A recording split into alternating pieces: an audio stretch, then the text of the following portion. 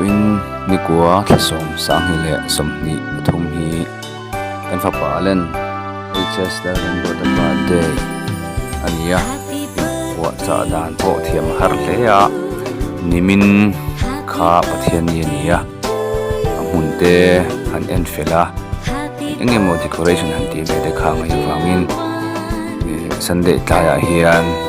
vakal ania ta chuan duang to kain po chana hun po om lem lo ani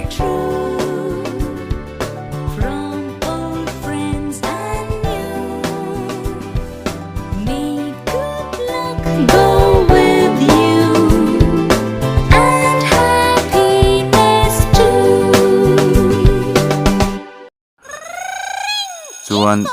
zing lama ai nei turte en engemo vada fel ngaya e han chun zong na huna po kha om lem lo batin chun zong mai na po kan se ran lem lo ni ti line program kan han tran do na van do thak tak mai ka ren thim ma sela zai tura kan som zol bui ti point check play ani mo ka ren lo mo hau lo ni ya khan hangin zai sak ani tin chuba ka program mangtu sang tempo hangin hun ser kan manga hangin roi tu pon hang ve ni chu yan chuan ti ani ti to pon suwa ve tlanga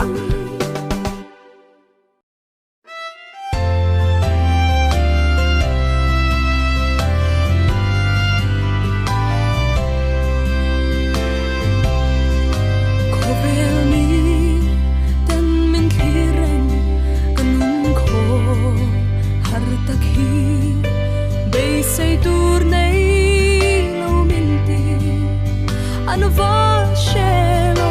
e chung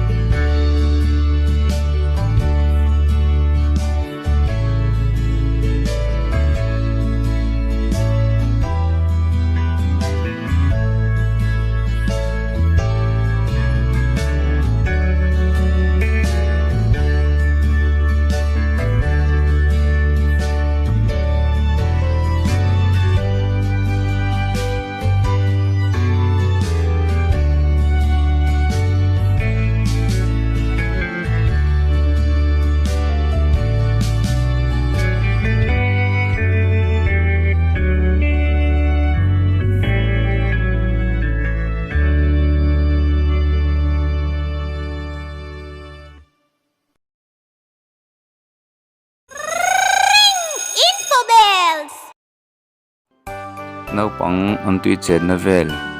a hi kumking lo an ni wange keima lampang a hi dilo khrechi lova YouTube lampang a hian an ron phal chi lova ron remove zela chuwang chuan naupang tui chen na hlimom tak tak an thalak hlimom tak tak ate kan da tel thei lova in hriat thiam na kan ngen ani